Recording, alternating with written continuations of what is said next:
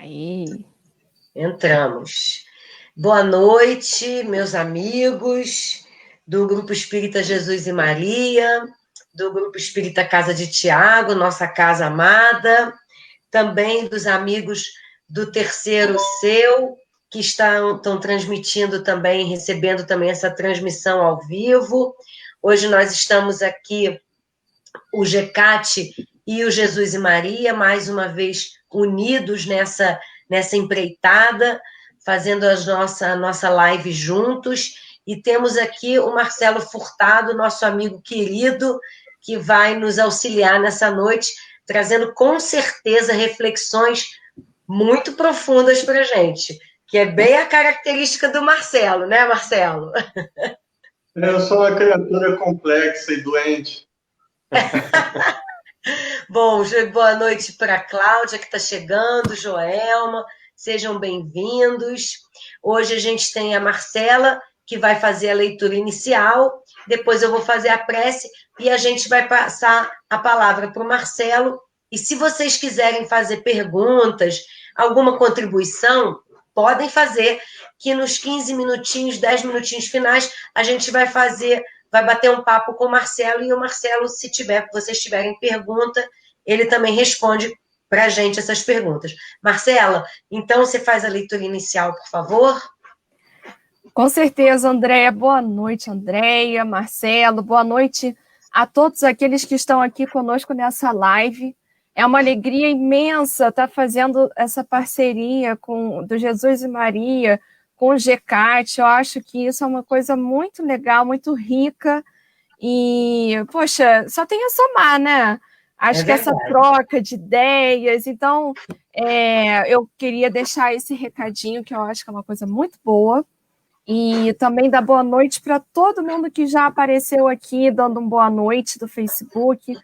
A Cláudia, a Joelma. Cláudia está sempre com a gente, desde que a gente começou a fazer essas transmissões no Facebook. Ela é lá de Teresópolis e toda segunda-feira está com a gente. O Léo, o Davi, a Norma também, boa noite, gente. Olha, eu vou ler uma página do livro Sempre Melhor, que é do José Carlos de Luca, o capítulo 40. No momento em que desprezamos a fraternidade, plantamos muitos dos espinhos que hoje surgem em nossa vida em forma de problemas dos mais variados. A fraternidade não é apenas um lembrete que Jesus deixou. É uma lei espiritual que rege a nossa vida, pois visa estabelecer o equilíbrio das relações humanas. Quando deixamos de ser fraternos, isto é, deixamos de tratar o próximo como nosso irmão, estamos mergulhando em zonas de desequilíbrio, e os problemas que fatalmente surgirão em nossa vida funcionam como mecanismos de alerta para que regressemos o quanto antes ao caminho da fraternidade. E, neste caminho, o exercício do perdão, da tolerância e da caridade são práticas de amparo a nós mesmos. Bom, essa foi a mensagem. Agora pedi a Andréia para fazer a prece de abertura. Por favor. Então, meus irmãos, mais uma vez, boa noite a todos que estão chegando, sejam bem-vindos, companheiros de outras casas espíritas, é muito bom essa união para todos nós. Então, nesse clima de fraternidade, nós elevamos o nosso pensamento a Jesus, nosso mestre amado, aos mentores de todas as casas espíritas que aqui estão representados, os mentores do Marcelo, mentores da Casa de Tiago, do Jesus e Maria, das nossas casas irmãs. E assim, Senhor Jesus, pedimos que esteja conosco através de seus amorosos mensageiros, durante esses instantes, abrindo a nossa percepção, a nossa clareza na nossa mente, a fim de que esses conceitos, esses ensinamentos, essas reflexões trazidas pelo Marcelo possam nos auxiliar a continuar, a viver, a produzir, a sermos felizes, independente das dificuldades dos nossos dias. E assim, aonde quer que estejamos com coração e almas abertos e felizes. dando como sempre, Senhor, nosso graças a Deus. Muito obrigada, Jesus. Bom, assim, então, a gente vai ficar aqui nos bastidores, ouvindo o Marcelo também, e se vocês quiserem, façam suas perguntas. Façam perguntas. O Marcelo adora pergunta. Podem fazer Gente, não, perguntas. é sério, a participação é super É válida, muito gente. boa. É legal, qualquer questionamento, qualquer dúvida, Marcelo adora. Então, É isso né, mesmo. vamos incentivar. E o tema de hoje, ele dá pano para manga, para a gente poder fazer pergunta, né? Então, Marcelo, fica agora à vontade aí. Quando for umas 15 para as 9, a gente volta, mesmo que você não tenha encerrado ainda, a gente pelo menos aparece aqui e aí a gente vai. Eu já vou também vendo se tem alguma pergunta e tal, e depois passo para você, tá bom? Até já, Ok. gente. Então, queria começar agradecendo por essa oportunidade que essas duas casas queridas nos ofertam hoje, né? O Jesus e Maria, representado pela Marcela hoje, e o GECAT, a casa de Tiago, representado pela Andréia, duas casas muito queridas, né? Quando eu tinha 17 anos, eu comecei a falar em público depois de fazer um estudo de O Livro dos Espíritas, lá com os nossos amigos do CEE, né, do Centro de Estudos e Esclarecimentos Espíritas. E eu fiquei maravilhado com o Livro dos Espíritos, né? Era todo um manancial de conhecimentos. Uns parece que eu já conhecia, e eu acredito que já conhecia, e outros que eu fiquei perplexo, né? De tamanha era a complexidade, a profundidade e, sobretudo, a beleza desse conhecimento espírita como um todo. E depois de algum tempo de estudo de doutrina espírita, depois de alguns anos, eu resolvi me dedicar também ao estudo das religiões comparadas. Não que eu estivesse questionando ou com a necessidade de buscar uma outra filosofia, mas o que me tocou realmente para esse tipo de estudo foi justamente o pensamento amplo e universal, né, de Allan Kardec, né, aquele monstro, num bom sentido, de conhecimento, aquele grande mestre do método, né, dele que trouxe uma ciência completamente nova para a gente, uma ciência que pesquisa o mundo espiritual e que pesquisa a própria essência do ser humano, né? Com certeza, o espiritismo não é somente o futuro das religiões. O espiritismo também é o futuro da ciência, não da ciência acadêmica materialista, né? Mas dessa face do amor divino que investiga para chegar às conclusões a respeito da existência de Deus, da imortalidade da alma, da comunicabilidade dos espíritos conosco e vice-versa, né? Porque é possível também os encarnados, de certa forma, se comunicarem com os desencarnados. E a reencarnação, que, diga-se de passagem, foi talvez o princípio espírita que eu tive mais dificuldade para aceitar, não para entender, mas para aceitar no início dos meus estudos. E eu fiquei muito maravilhado com essa proposta de Allan Kardec, que, além de estudarmos a doutrina espírita, ele nos ensina também a irmos ao encontro do pensamento diferente. Em pelo menos três questões de O Livro dos Espíritos, o mestre Allan Kardec, assessorado, logicamente, pelo Espírito da Verdade, ele nos ensina a irmos ao encontro dessa diversidade, para buscarmos uma unidade, um fio condutor que liga toda a essência desse pensamento que, em síntese, né, em resumo, o Espiritismo trouxe em O Livro dos Espíritos.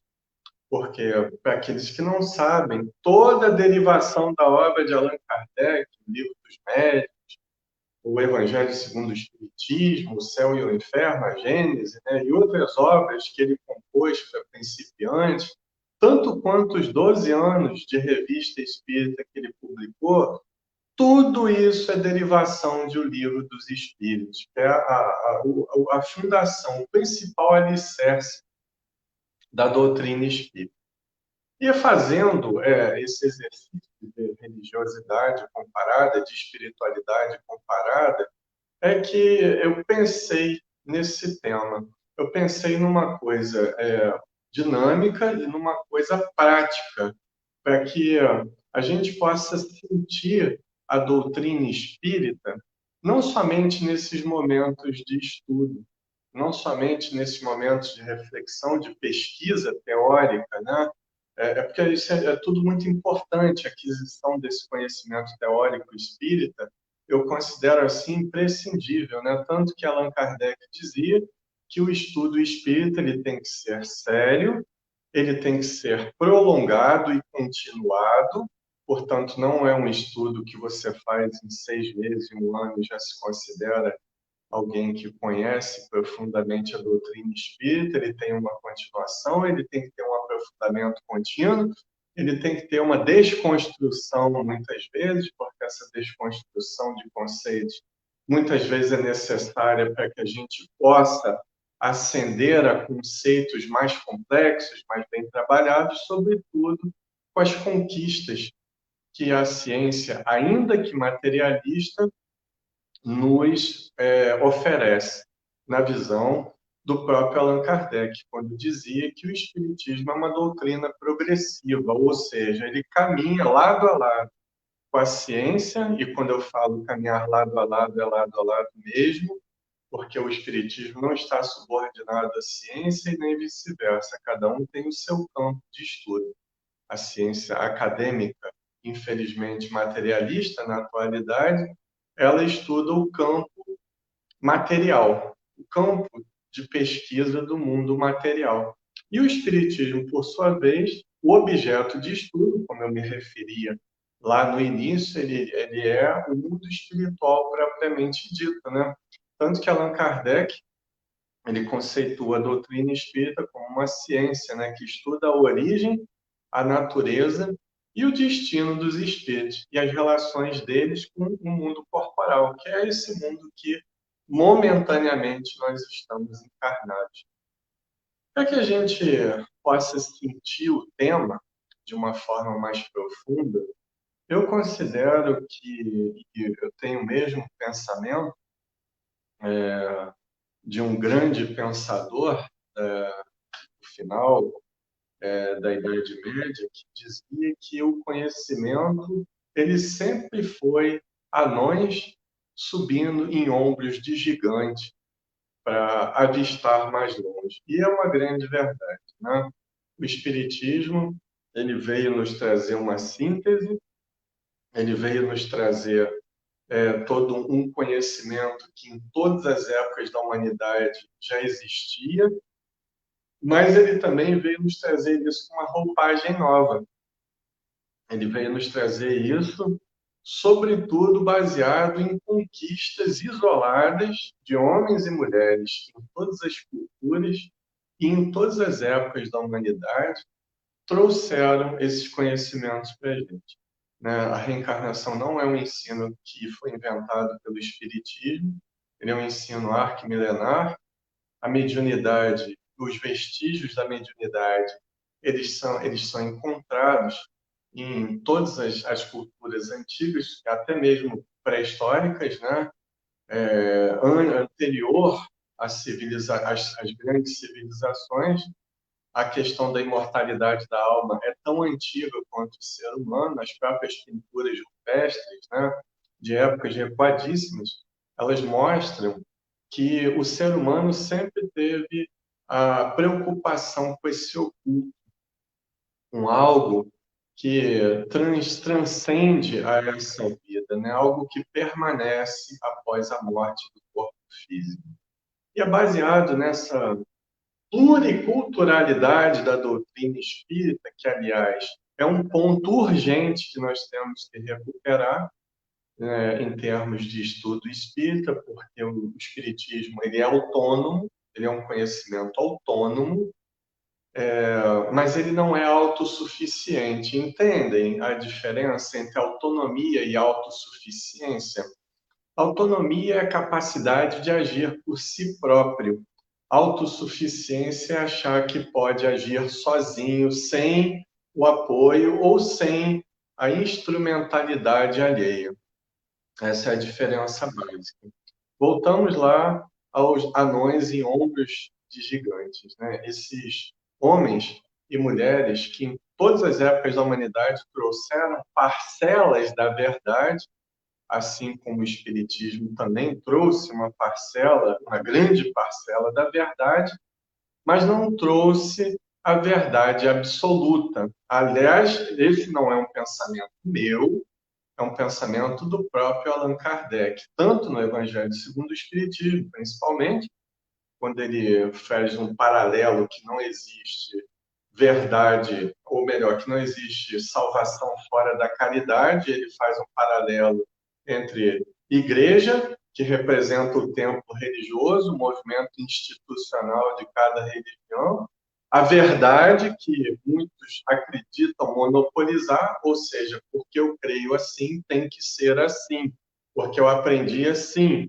porque a minha razão ela é irrepreensível. Isso é um engano que nós espíritas temos que ir se desfazendo pouco a pouco. Isso é um vício do intelectualismo trazido de outras vidas que a gente precisa dar cabo dele, a gente precisa terminar com isso urgentemente.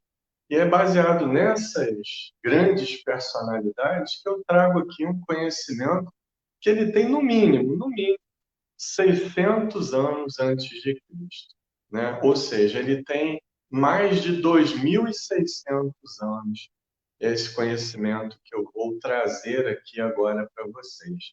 Ele é a base da doutrina budista. Aí alguns vão perguntar, mas Marcelo, você trazendo budismo para uma palestra espírita, eu não tenho nenhum problema em estudar o conhecimento alheio. E graças a Deus, quanto mais eu me aprofundei nessa diversidade, mais eu me tornei espírita.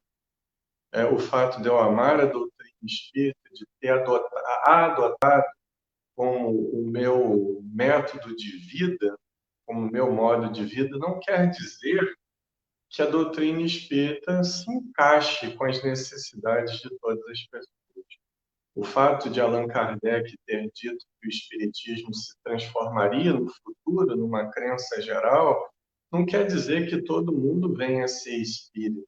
Quer dizer que os princípios espíritas, obrigatoriamente, e isso é um processo lento e gradativo, se transformarão uma grande realidade, patrocinados inclusive pela própria ciência acadêmica, que vai trazer a instrumentalidade necessária para a prova definitiva da imortalidade da alma. Provas essas que já foram estudadas no século XIX por grandes baluartes, né, por grandes líderes, ícones da ciência da época, inclusive. Posso citar, para não ser enfadonho, apenas um grande desses ícones, né, chamado William Crookes. Ele participou de várias reuniões de materialização. Para quem não sabe o que é materialização, é um fenômeno de efeito físico na classificação da obra de Allan Kardec, no qual o médium expele uma substância chamada ectoplasma, e essa substância ela envolve temporariamente o corpo espiritual de um desencarnado, portanto, de um espírito, e ele fica visível e tangível para todos. E aqui eu não falo de vidência mesmo, eu falo de vidência mesmo, né? Aliás, é algo que era muito mais comum naquela época do que a gente pode pensar. E ele estudou essas reuniões de materialização com método científico, ele mediu a pressão arterial desse espírito, exatamente isso que vocês estão ouvindo. Isso está narrado no livro Fatos Espíritas, de William Crookes, publicado até pela Federação Espírita Brasileira. Ele dançou com esse espírito, está lá escrito no livro, e ele optou pela veracidade do fenômeno, ou seja, as provas já foram mais do que dadas, mas é necessário que as coisas tomem o seu tempo e a ciência tenha tempo necessário para que essas provas não possam ser dadas não para as pessoas teimosas, que não querem crer, que não querem admitir essa imortalidade, mas para aqueles de bom ânimo, que realmente eles estão em busca não da própria verdade, mas de uma verdade que transcende a eles, e é isso que realmente eu procuro na minha condição atual de espírita. Então, Siddhartha Gautama, o Buda, a doutrina de Buda, assim como a doutrina de Jesus, ela é muito simples, né? Ela foi, claro, ela se tornou em algo muito complexo pelas instituições que se derivaram dessa proposta primitiva, assim como também aconteceu com o cristianismo no Ocidente, e assim como acontece, inclusive, guardadas devidas proporções com o próprio movimento espírita. Algo que é extremamente natural. Essa questão de que tem que ter uma opinião só e uma opinião oficial, isso aí é uma coisa que tem que ser superada. O conhecimento, como disse, não existe, não comporta mais essa noção de verdade absoluta. Isso já era para ter caído há muito tempo para a gente caminhar mais livremente em busca dessa verdade transcendente que é a lei divina. Então, o Siddhartha Gautama, o Buda, ele propunha que a doutrina dele é baseada em 4 nobres verdades. E essas verdades ele não elaborou de forma teórica, não, tá, gente? Ele experienciou essas verdades, ele buscou essas verdades através da observação do mundo, das outras pessoas, mas principalmente dele mesmo. Então, foi com base nessa observação, nesse processo de autoconhecimento, que ele conseguiu elaborar essas 4 nobres verdades. Eu me aprofundei um pouco nesses estudos, né, porque realmente eles são muito profundos quando estudados sem preconceito, sem a necessidade de comparar para dizer qual é o melhor. Não, a gente estuda para somar e não para subtrair ou não para dividir. A gente estuda para somar. Então, nessa visão somatória do estudo, eu vi que realmente merece aprofundamento, né, a base dessa doutrina budista, ainda que ela seja discordante do espiritismo em muitos pontos, o que é natural, mas não é menos digna e nem é menos importante por causa disso. A primeira nobre verdade, segundo Gautama, é que tudo é sofrimento na vida. Mas a palavra sofrimento, gente, toda tradução ela sofre, né, muito com a perda de significado, né? As pessoas que gostam, né? Eu particularmente sou formado em letras, tenho pós em linguística, né? Mas isso não vem ao caso, mas eu gosto muito desse assunto de outras línguas, de tradução e etc. É uma das minhas predileções. Então, a gente sabe que de uma tradução para outra, muitas vezes é forçado um significado que existe em uma outra língua, na língua mãe da tradução, mas que não existe na língua derivada, e assim sucessivamente. Então, tudo é sofrimento, mas esse sofrimento, ele não é apenas um mau uso do livre-arbítrio. Tudo, absolutamente tudo é em sofrimento. A gente pode substituir essa palavra sofrimento pela palavra impermanência. E também pela palavra necessidade de compreensão. Por quê? Vamos como espíritas, vamos ver se Siddhartha Gautama tem fundamento no que ele está dizendo, vamos transplantar isso para a doutrina espírita. Por exemplo, nascer é uma questão de dor? Eu explico por quê. Você está lá no mundo espiritual, onde você se identifica com a maioria das pessoas que estão com você, você está se preparando, você está realizando determinadas atividades, que não vem ao caso agora aqui a gente relatar, porque a nossa motivação é outra, mas você é informado que vai ter que reencarnar, e preferencialmente você vai ter que reencarnar com antigos desafetos, né? Você vai ter que reencarnar com pessoas que você não tem muita afinidade, que você não tem muita afetividade, mas que vai ser importante para você se liberar de determinados conteúdos inconscientes que você traz no teu arcabouço evolutivo, né? Que você traz de experiências de vidas passadas.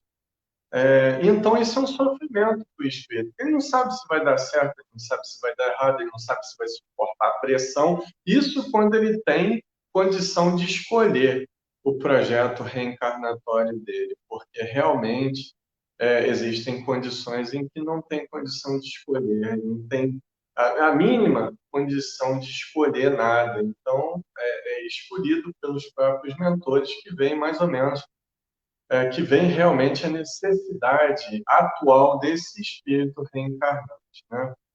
Mas isso já é também uma outra questão importantíssima. Então, esse renascer, ele é doloroso para o espírito. Primeiro, porque o processo reencarnatório no nosso nível evolutivo, ele exige determinado sacrifício do espírito. Porque, primeiro, você entra num processo de inconsciência durante o ato reencarnatório, durante essa ligação entre o perispírito e o novo corpo em formação. Esse é um dos motivos, mas não é o motivo maior. Você, quando nasce, ao contrário de outros animais, o ser humano ele é totalmente dependente dos pais ou de quem vai dar os primeiros cuidados a ele. Então, isso para o espírito é meio assustador também, acredito. É uma preocupação muito recorrente. Isso a gente vê até em reunião mediúnica, já vi alguns casos desse tipo em reuniões mediúnicas, que isso quando existe nas reuniões mediúnicas, quando ainda existem as reuniões nos centros, né? E de que espíritos estão preocupados com essa condição que eles vão ter de total dependência daqueles que vão cuidar deles. Isso para o espírito é uma certa preocupação, né? Muitas vezes até excessiva. E a gente não sabe o que vai acontecer realmente durante a vida. E além desse ato reencarnatório, ainda tem as perdas pelas quais nós vamos passar durante a vida, que são inevitáveis, né? Eu, há 15 anos atrás, uns 20, né? Vamos forçar um pouquinho a barra, eu adorava fazer montanhismo. Montanhismo ainda faço. Alpinismo não dá mais, né? Mas pretendo, talvez, não sei se vai ser nessa vida ainda, mas em outra a gente tenta voltar, né? Mas hoje em dia, até para subir no telhado, para trocar uma antena, muitas vezes, às vezes, né, a coluna já começa a doer, a perna já não tem mais aquela mesma elasticidade, mas isso é coisa natural da vida. Mas isso, para quem não aceita, é dor, é sofrimento, né? A própria doença, que é um resultado, não é um castigo divino, mas é o resultado, muitas vezes, da nossa própria forma de proceder em termos mentais, né? É o que Jesus dizia, onde estiver o teu coração, aí estará o teu tesouro. Então, essa primeira nobre verdade, ela realmente é muito profunda, porque tudo na vida é impermanente. Se você pensa que as pessoas são suas para sempre, você está enganado. Se você pensa que o teu cargo, o teu emprego é para você para sempre, você está extremamente enganado. Eu sei que todo mundo sabe que não é, mas entre saber e vivenciar isso é uma ponte muito grande às vezes, né? Então, nem o nosso corpo não é nosso, ele é dado por empréstimo, nós vamos ter que devolver isso para a natureza. O que é nosso realmente são as nossas conquistas intelecto-morais. Tudo que foge disso realmente não é nosso, é apenas empréstimo divino. Portanto, não devemos querer ter para sempre, mas sermos, conquistarmos para sempre, né? Que essas conquistas para o espírito, elas são inalienáveis, ou seja, não podem ser mais perdidas. Essa é a nossa parte divina, né? Falando sempre, que todos nós possuímos, cada um em determinado grau de desenvolvimento. A segunda nobre verdade é que esse sofrimento é gerado pelo desejo. É uma palavra que, por tradução, é dukkha. Dukkha pode significar desejo, pode significar paixão, pode significar emoção em sânscrito, né? Mas isso é um detalhe secundário. Mas o desejo, o qual Buda falava, não é o desejo de querer algo, o simples desejo de você fazer o conhecimento já é o desejo. E desejo, vocês concordam que é algo que te falta? O que você deseja é algo que ainda te falta, né? E talvez assim pela eternidade. E o desejo ao qual Buda se referia, que gera esse tipo de dor, de sofrimento, de não aceitação, é justamente o desejo de querer reter. Muitas vezes você está vivendo um período legal da tua vida, você está vivendo um período bom, você está num bom relacionamento, tem um bom emprego, mas você não está vivendo agora. Você está preocupado no passado, porque muitas vezes você não se considera digno desse período de felicidade que você está vivendo, e isso é muito comum. Ou você está no futuro pensando já quando que aquele momento vai acabar, entende? Porque nós somos seres humanos que buscamos a imortalidade. Eu não digo nem em crenças espiritualistas ou na crença espírita, até as pessoas buscam incessantemente, né, algum legado que vai deixar o seu nome para a posteridade, uma receita de bolo, um livro que você escreveu, um vídeo que você gravou. Então, isso tudo é uma forma de você tentar se transformar em alguém imortal. Isso é uma busca inconsciente do espírito. Para nós espíritas, já se transforma em algo consciente, porque nós sabemos que como espíritos nós somos imortais. Então, nessa escalada, a gente já está um pouquinho mais alto, nessa certeza da imortalidade da alma. Então, esse desejo, ele não é reprovável. O que é reprovável é você se deixar possuir por esse desejo e isso te causar entraves no caminho, por você perder a capacidade de analisar aquilo que você está desejando. Porque não é o que você deseja. Você não tem que ter vergonha de desejar algo que, entre aspas, né, para a sociedade é proibido. Você não tem que ter vergonha, porque nós somos seres humanos limitados, pai. Agora a gente tem que ter o devido cuidado para analisarmos as consequências desses desejos para nós e para os outros. Então, essa é a segunda nobre verdade.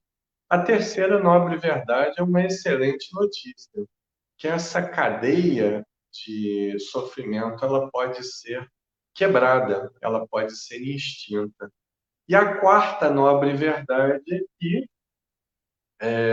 existem instrumentos, ferramentas para realizarmos essa conquista, né? Essa autorrealização. E aí Buda propõe a senda dos 8 caminhos. Vocês já devem ter visto, alguns talvez, que o símbolo do budismo é uma roda com 8 aros, né? Parece uma roda de uma carroça com 8 aros.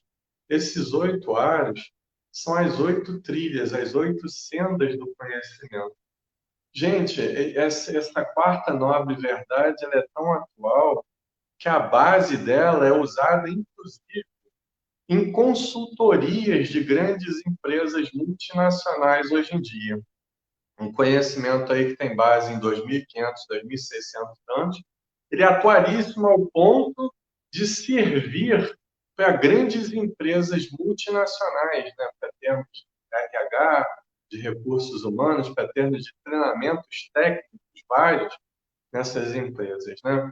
Buda dizia que precisamos ter uma visão correta, uma intenção correta, uma linguagem correta, uma conduta correta, e eu vou falar sobre cada uma delas, uma ocupação correta, um esforço correto, uma atenção correta e uma concentração correta, né? São cursos que a gente faz hoje em dia, né? De aperfeiçoamento profissional, principalmente. Visão correta. quando você olha para uma coisa, você olha para uma parede e você vê apenas a cor da parede. Essa parede que você está vendo aqui no fundo, alguns vão falar é areia, né? Uma derivação do branco, do cinza, né? E etc. Outros vão falar, realmente é uma parede, mas tem um quadro. Outros já vão observar, não, mas espera aí, é um quadro que está cortado basicamente ao meio, mas que parece que tem a figura de Allan Kardec e de Jesus, né? Isso é uma simbologia que significa alguma coisa. Então, são níveis de complexidade, de observação. Então, a visão, quanto mais ampla, mais profunda e mais complexidade ela vai abranger. Então, quanto mais longe a gente enxerga, mais coisa a gente vai enxergar. Allan Kardec dá um exemplo desse lá na Gênesis, que ele fala que a previsão do futuro é como se você subisse uma montanha. Quando você olha lá, chega lá no topo, você tem a visão do todo. E é essa a motivação do atual paradigma, o atual modelo de pensamento da humanidade, que é o pensamento sistêmico, que leva em conta todas as formas do saber e busca incessantemente uma convergência dessas formas do saber. Tudo está convergindo para isso, para a unidade na diversidade. Então, essa é a visão correta. É uma visão abrangente, é uma visão de que a verdade não está num só ponto, ela está esparsa e ela precisa ser estudada sobre vários modos. A intenção correta, o próprio Livro dos Espíritos diz que o que vale é sempre a intenção. O fato nada vale, o que vale é a intenção. Ou seja, eu não sou responsável pelo que as pessoas usaram daquilo que eu falei. Eu não sou responsável por como as pessoas vão receber as minhas palavras ou os meus gestos. Mas eu sou responsável pela intenção quando eu falei, pela intenção com a qual eu agi. Entenderam a diferença? Uma coisa um pouco mais complexa, mas acho que ficou bastante objetivo, né? A linguagem correta.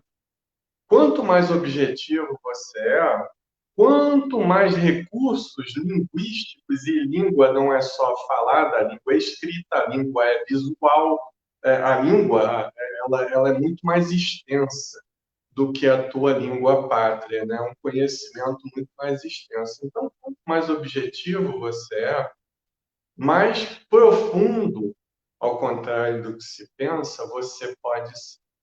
Quanto mais você consegue adequar o que você está pensando com aquilo que você está falando ou agindo, melhor. Essa é a linguagem correta a qual Buda dizia e nos oferecia. A conduta correta é muito parecido com os 10 mandamentos. Em essência, é a mesma proposta de Jesus. Eram códigos atemporais. O que é uma coisa atemporal? Que ela não depende só de uma época, ela é válida para todas as épocas. Como não matarás no Antigo Testamento, como a proposta do conhecimento da verdade, que é o próprio amor, né, a qual Jesus sugeriu para nós, o próprio é o esforço correto, o próximo, né, é o esforço correto. O que é o esforço correto? Vocês sabem a diferença entre eficiência e eficácia? Eficiência é você conseguir realizar algo. Eficácia é você realizar esse algo com muito menos esforço, em menos tempo. Isso é eficácia. Buda nos propunha a eficácia, que é o esforço correto, a vontade direcionada de forma correta. Porque você não basta querer fazer algo, né? Você não, porque a gente tem que ter método, é igual ao espiritismo, não basta você querer estudar a doutrina espírita, porque a doutrina espírita, gente, não é esse conjunto de autoajuda que estão ensinando hoje em dia aí, não, tá? O evangelho é importantíssimo para as nossas vidas, é autotransformação, mas até mesmo o evangelho tem que ser estudado com método, tem que ser estudado do geral para o particular, aumentando a complexidade. A gente fala, mas eu não tenho diploma universitário para entender isso. Mas você é um espírito imortal. Eu já vi gente muito mais, gente que não tem estudo, analfabeto praticamente, muito mais inteligente do que PhDs. E não confundam inteligência com cultura. Tá? Uma coisa é você ter cultura, uma coisa é você ter informação. Outra coisa, outro nível é você ter conhecimento. E num terceiro nível, a diferença é você ter sabedoria, que é o uso desse conhecimento para transcendência. Entendem? Essa é a proposta desse novo modelo que está se desenhando no planeta Terra, que alguns chamam de pensamento sistêmico, outros chamam de holismo. Não importa. O que importa é que realmente essa convergência está sendo feita pelas mentes não preconceituosas, que já têm esse ardor dentro de si, querendo transcender, querendo a verdadeira fraternidade, que já tem um coração do tamanho adequado para fazer isso e que já tem a abertura mental necessária também para fazer isso. São pessoas que já estão encarnadas, que vão reencarnar e que vão continuar realmente esse progresso, tanto intelectual quanto moral do planeta, sempre voltado para essas verdades eternas, cujo conjunto nós espíritas chamamos de lei divina. Nós temos a atenção correta, que é uma derivação desse esforço correto. A atenção é você aprender a focar em algo, porque muita essa vida com ansiedade que a gente tem, muitas vezes a gente tem a mania de querer fazer tudo ao mesmo tempo, de querer ler vários livros ao mesmo tempo, de querer fazer vários cursos ao mesmo tempo e acaba a gente não fazendo nada com perfeição. Essa ansiedade que gera perfeccionismo, né? Que é diferente da vontade de fazer bem feito. A gente está precisando de gente que queira fazer bem feito, que queira fazer com comprometimento, o que é diferente de perfeição. Porque se você espera perfeição para fazer as coisas, então você vai adoecer realmente. E a concentração correta, aliás, Daniel Goleman, o grande fundador da teoria da inteligência emocional, ele tem um livro chamado Foco, no qual ele prova, inclusive, com exames, com testes, com rigorosos métodos científicos, o valor da meditação para o ser humano. E quando eu falo meditação, não são rituais, não são cerimônias, é simplesmente um foco mental que a gente consegue disciplinar dentro de nós para realizar algo de forma satisfatória. Certo curso que eu fiz uma vez na Fundação Getúlio Vargas, um professor me disse, e eu lembro disso como se fosse hoje: não tenha vários pequenos ideais, tenha um grande ideal na tua vida e tudo mais vai derivar dele. E eu resolvi realmente seguir o conselho desse professor, né? Não adianta a gente ter vários pequenos ideais ou várias pílulas de transformação. A gente precisa ter uma visão do todo, que é o que a doutrina espírita nos oferece através do autoconhecimento. E aí essas perdas, elas já não vão ser mais encaradas como perdas, né? O que é perda? Perda é algo que você descobre que não tinha dentro de você. É isso. Porque, por exemplo, uma pessoa querida morre. Você vai sentir saudade? Vai.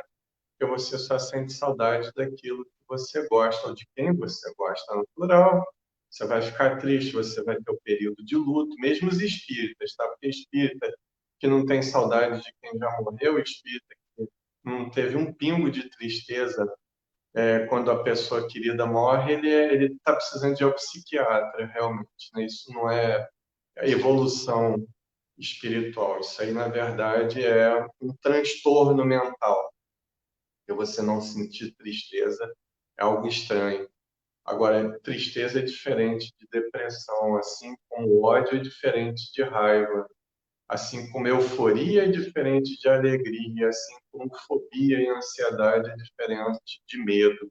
Medo, tristeza, raiva e medo, tristeza, raiva e alegria são emoções básicas que nós não pensamos para ter. Então, a gente perde, na verdade, ou está apenas distanciado dessas pessoas. Gente, os mortos estão mais vivos do que nós, ou tão vivos quanto nós. Eles apenas estão numa outra dimensão. Aqui mesmo, no planeta, aqui no nosso material, você tem ondas médias, ondas curtas, ondas de celular, ondas de micro-ondas, ondas, enfim, ondas de vários aparelhos diferentes que se entrecruzam, que se perpassam, mas que não se confundem. Assim é o mundo espiritual com o mundo material. O mundo espiritual é independente, como dizia o próprio Allan Kardec. Eles têm a vida deles, eles têm novas atribuições, mas quem se ama não se afasta. Saudade, tudo bem, de quem já faleceu. Agora, desespero, revolta, o espírita que realmente entendeu a doutrina não cabe mais. O espírito que realmente vivencia essa doutrina, ele sabe que esse distanciamento temporário é muito importante para ele.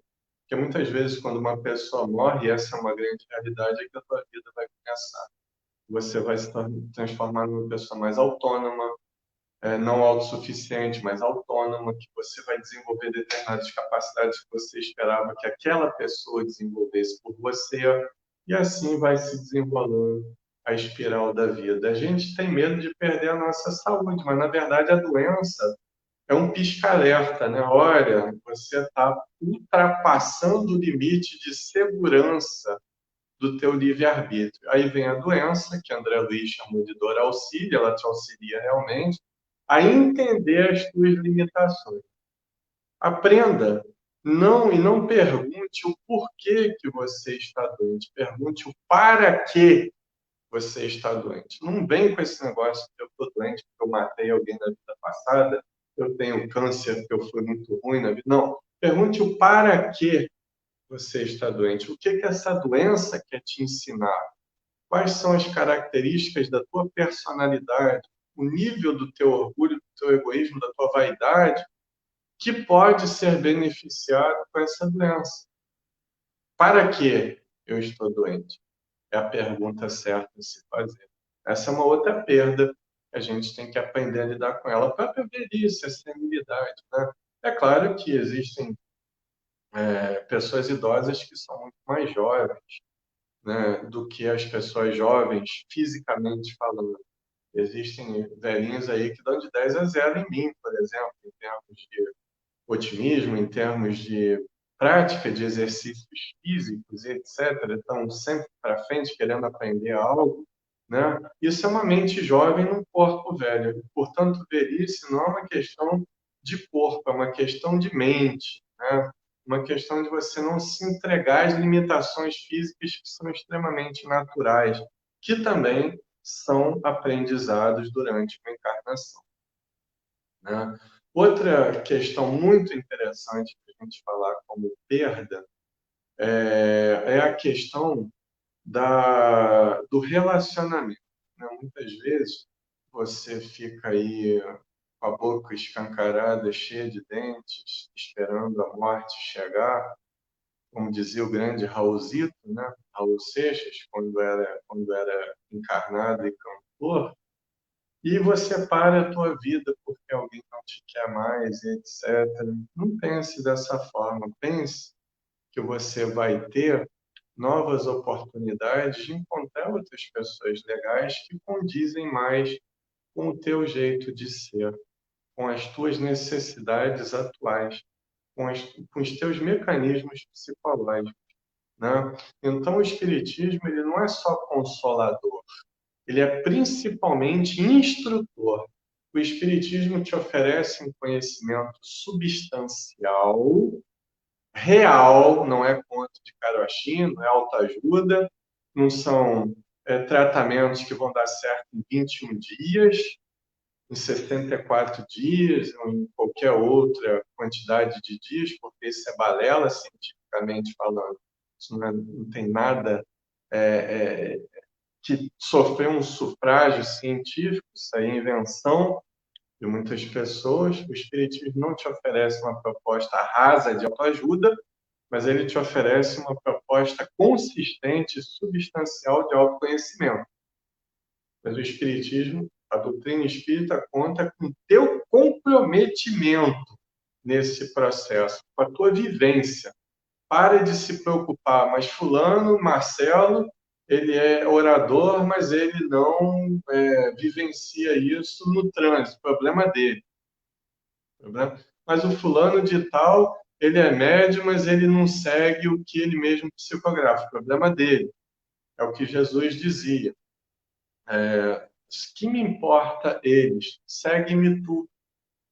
Então, é se preocupar, voltar-se mais para dentro de si mesmo. Porque quando a gente se auto-perdoa, a gente vai perdoar as outras pessoas.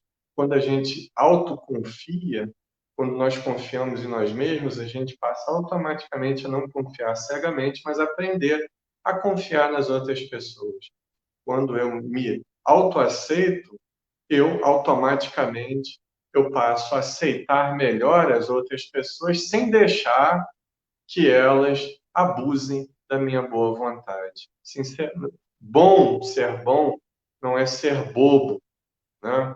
Então é isso, gente. Essas perdas todas são necessárias para nos mostrar degraus maiores, né? E quando o tempo passa, a gente agradece a Deus por ter muitas vezes nos alertado através da doença, nos alertado através do sofrimento, um relacionamento difícil, que nos fez nos afastarmos de um papel social para termos outros, porque pessoas que se afastam uma das outras muitas vezes conseguem ser ótimos amigos quando não conviviam bem no mesmo teto. Normal, ninguém vai ser punido, não vai ter karma por causa disso, isso é outra besteira, né? O que vai ter realmente é a necessidade de nós continuarmos evoluindo com determinadas pessoas ou com outras nesse processo evolutivo. Vamos parar de pensar em doutrina espírita como medo ou como culpa. A doutrina espírita é conhecimento libertador, ela consola através do conhecimento e da certeza da imortalidade da alma. Já falei demais, agora eu passo a bola para a Andréia e Marcela que apareceram aí. Quando mulher aparece na tela, meu amigo, para de falar porque ela vem pedrada. Não, imagina, pedrada nenhuma. Marcelo, eu queria que você fizesse um comentário de uma coisa que eu fui analisando quando você falou, que você começou a falar, né, o assunto é perda, né, e do espírito ainda antes de reencarnar, né, que sofre. E aí eu fiquei pensando no seguinte, para o espírito desencarnado, quando ele reencarna, ele tem o quê? A perda da liberdade que ele tinha como desencarnado, né?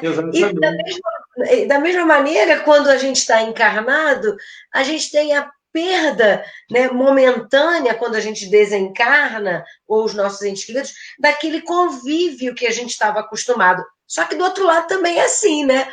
Faz um comentário sobre isso, por favor.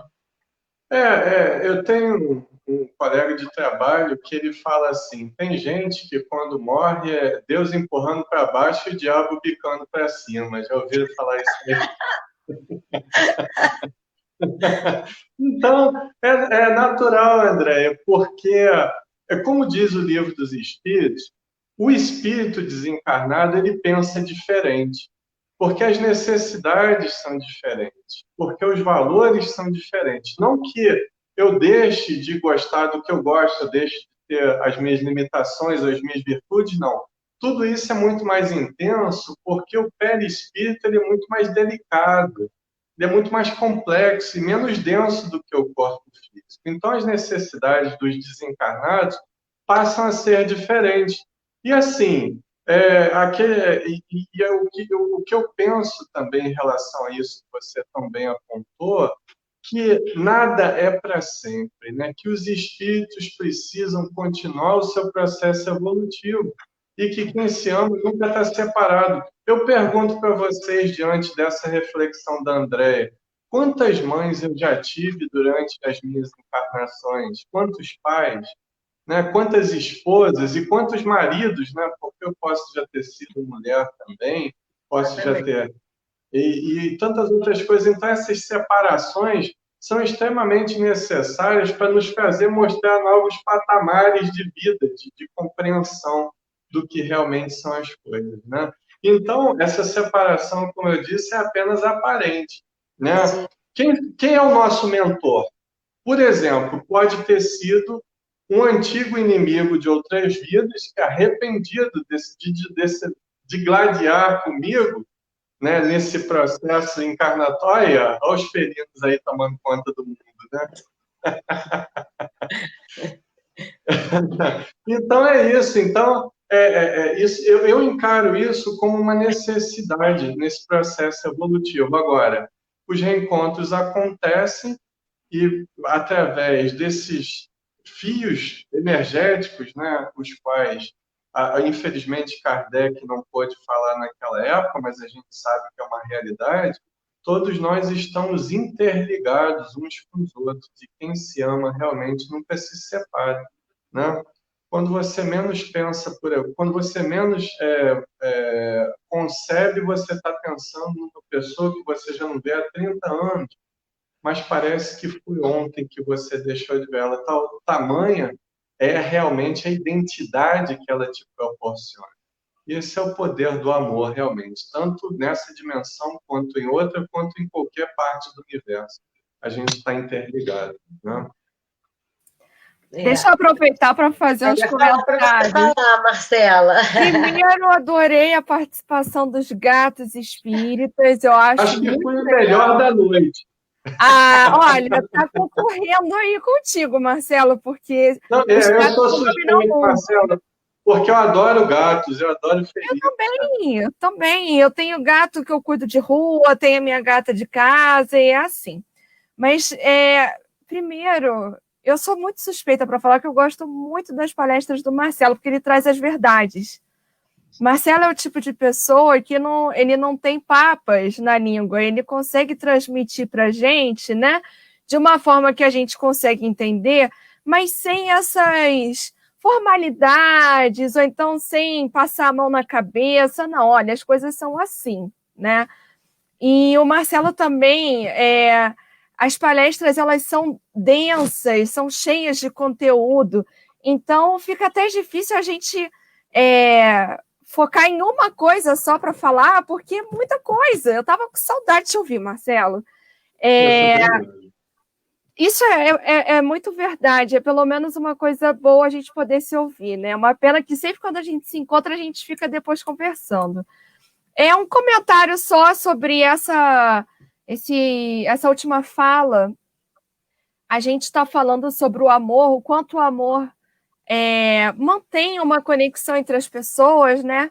Mas a gente está num momento em que os sentimentos mais negativos eles estão se fazendo mais presentes, mais fortes. A gente tem visto muita intolerância, a gente tem visto... acho que até você comentou no início, Marcelo, as pessoas elas precisam estar certas. Elas precisam ser... Para elas, respeito você precisa aceitar o que eu escuto. Você precisa seguir o que eu sigo. E as coisas não são assim. Então, a gente vê o quanto a gente ainda precisa escutar essas palavras, as palestras, estudar e colocar em prática, porque essa intolerância que a gente tem visto em tantos meios no nosso mundo atual, eu acho que tem sido muito negativa. A gente precisa deixar o amor falar um pouco mais alto, né? Eu acho que é uma das mensagens importantes da noite de hoje. Eu só complementando isso que você falou, Marcelo, desculpa aí entrar no que de repente você iria falar, mas eu vou passar a palavra para você. Você estava falando, Marcelo, e me veio em mente o seguinte: a gente precisa amadurecer esse amor. Na verdade, eu acho que isso é uma questão de amadurecimento espiritual. E esse amadurecimento não tem nada a ver com a idade, né, Marcelo? Não. Colocou muito bem também essa questão, né? Tem gente... há algum tempo atrás, eu fiz uma palestra sobre idade, sobre envelhecer, uma coisa assim, E assim, tem gente, entre aspas, né, que já nasce velho. Velho que eu estou falando é espiritualmente falando, é o espírito que está preso, que está amarrado, que está ali com aqueles conceitos rígidos, aquela rigidez, né? E a gente, por que a gente faz essa comparação? Porque, de uma maneira geral, o jovem, entre aspas, ele é mais atirado, ele é, de alguma maneira, às vezes, ele é mais flexível, é mais contestador, né? Isso é da natureza, né? É hormônio, é tudo junto, né? Fazendo aquela ebulição naquele ser. Mas, mesmo assim, a gente vê pessoas com uma idade mais avançada e que são jovens, né? Vão desencarnar, sei lá, com 60, 70, 80, 90 anos, jovens. Né? E o contrário a gente vê também, jovens, velhos, aí a gente faz uma comparação até negativa e de uma certa forma pejorativa, de pessoas mais novas que são velhas. Mas aí é o espírito, aí a gente vê mesmo, é a presença marcante do espírito, né? Como o espírito se manifesta, na verdade, na encarnação. É verdade. Não tenha dúvida, André, porque eu sempre cito um exemplo de um senhor que ele começou a aprender violino com 87, 88 anos, me parece, né? E acho que todos sabem que o violino é uma arte que demora para você aprender, são fundamentos, né, que podem levar toda uma vida. E perguntaram para ele por que ele queria aprender violino com 87, 88 anos. Aí ele virou para o entrevistador e falou assim, não, é porque eu quero ter os primeiros rudimentos da arte, porque no mundo espiritual eu vou querer continuar aprendendo para uma próxima vida eu ser realmente um virtuose nesse instrumento. Então a proposta é essa realmente, é trabalhar com o que nós temos agora, visando o futuro sim, mas trabalhar com as possibilidades do agora e deixar de viver de passado. É viver as oportunidades do agora. O filósofo Nietzsche, apesar de ter algumas ideias que são completamente divergentes da doutrina espírita, mas é um pensador que eu gosto muito e venho me debruçando na obra dele há alguns anos. E Nietzsche diz que nós façamos um determinado esforço de raciocínio da seguinte forma: o que você está vivendo hoje, a forma que você está vivendo hoje, você gostaria que ela se repetisse amanhã, depois de amanhã, daqui a 100 anos, 200 anos? Você gostaria de viver assim para sempre? A resposta vai ser realmente aquilo que você precisa mudar dentro de você. E, de certa forma, o que a doutrina espírita propõe, de uma forma espiritualista, voltada para essa certeza na imortalidade da alma, é a mesma coisa. É você visar, sim, o futuro, porque a gente vai voltar para o mundo espiritual como espíritas, nós sabemos disso, que a morte ela é inevitável, porque muitos vivem parecendo que nunca vão morrer, mas a grande verdade, a grande certeza é que todo mundo vai perder o corpo físico. É uma transformação forçosa, essa volta ao mundo espiritual, mas a qualidade ela tem que suplantar a quantidade, né? E a qualidade ela depende das experiências do agora. Sejam boas ou ruins, a gente precisa aprender a viver o agora. Essas limitações. O que Marcela falava, eu tenho observado muito, que agora nessa época a gente está mais voltado para as redes sociais, né? E a gente realmente vê coisas que beiram transtornos, né? Neuróticos, e eu falo aqui na linguagem psicanalítica, que é algo que eu estudo também, mas psicóticos mesmo, coisa que já está fugindo até da realidade, né? Principalmente em termos de política. Né? A gente vê assim, como pessoas que têm certeza da imortalidade da alma podem tentar subjugar o pensamento das outras pessoas dessa forma. Mas aí a gente pensa da seguinte forma: esses conflitos que existem entre duas ou mais pessoas, na verdade, eles denunciam os conflitos que estão dentro de nós. aquilo que eu vivo denunciando nos outros, que eu vivo tentando demonstrar que os outros fizeram de errado de forma quanto mais e compulsiva, é um conflito que eu não estou tendo a coragem suficiente para estudar dentro de mim mesmo, né? Dizem aí que coragem é ausência de medo. Eu não concordo. Coragem é o enfrentamento dos medos mais urgentes dentro de nós. Eu vejo dessa forma aí. Então, quando a gente consegue resolver os nossos conflitos, automaticamente a gente consegue conversar com qualquer tipo de pessoa e fazer um diálogo diferente. Fora disso, a gente não vai conseguir realmente. A minha visão atual. É isso aí. Marcela, tem mais alguma consideração? Que já são 9h04. Se a gente deixar aqui, a gente vai falar igual o Pedro fala lá no geral. Vamos até meia-noite. Vamos até meia-noite. Eu falaria também, eu continuaria a conversa, mas infelizmente o tempo não dá, mas Marcelo falou muito bem. E é por aí mesmo, né? A gente tem que... acho que quando a gente tem alguma coisa incomodando muito no outro, é porque está errado na gente, né? Então é olhar mais para o próprio umbigo, tentar fazer uma autoavaliação, que é isso que a gente aprende tanto na doutrina, né? Que a gente precisa se autoavaliar, e aí a gente acaba se preocupando muito com os outros. A gente precisa se preocupar mais com a gente. Isso não é egoísmo, não. Isso é busca de evolução. É isso mesmo. Autoamor. Autoamor. Autoconhecimento e autoamor, né? É verdade. Olha, um monte de gente agradecendo aqui, Marcelo. Marcela, obrigada pela parceria da noite. Marcelo, muito obrigada. Muito bom, tivemos um número expressivo, muito bacana, e eu acho que isso está acontecendo por essa união, e isso é muito importante para todos nós, é a gente somar, e dentro até das coisas que o Marcelo falou hoje, eu acho que o caminho é esse, né? É somar, respeitando as diferenças, cada um com a sua ideia, mas respeitando a ideia do outro. Tem uma gata fazendo muita bagunça aqui agora nesse momento. Ela acabou de abrir uma gaveta, desculpem meus irmãos.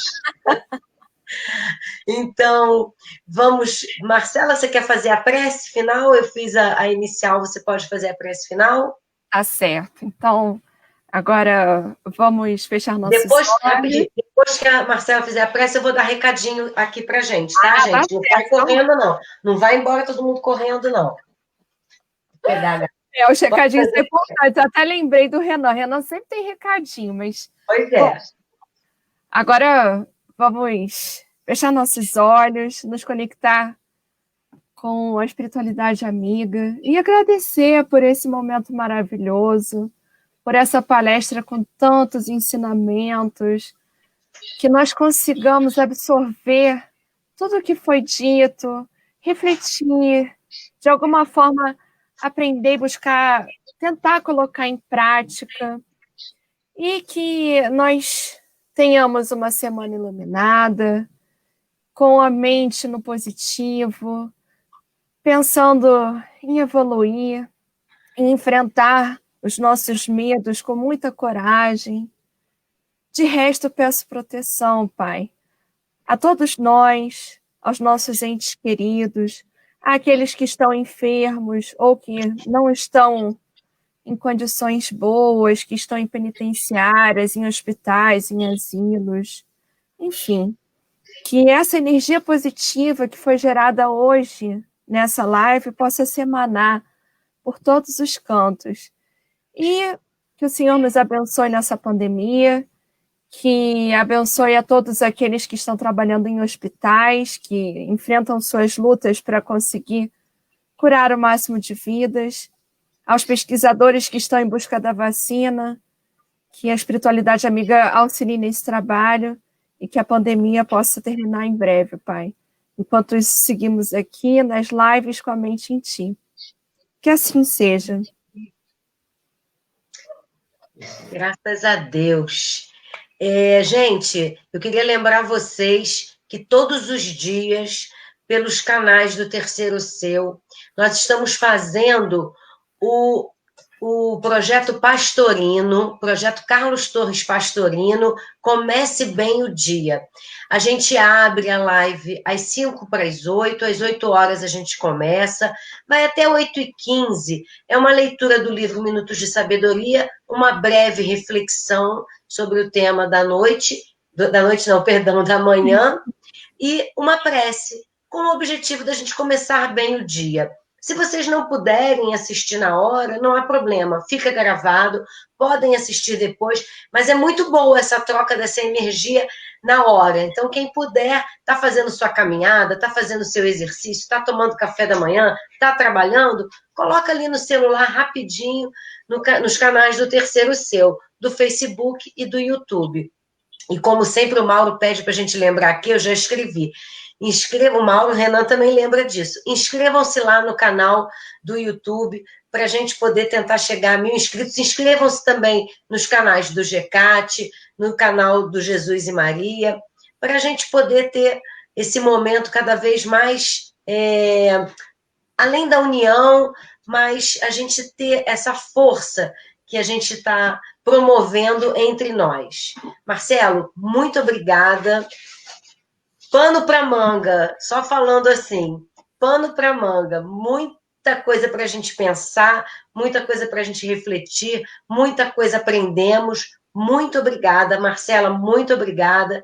E muito obrigada a todos aí que participaram conosco nessa noite.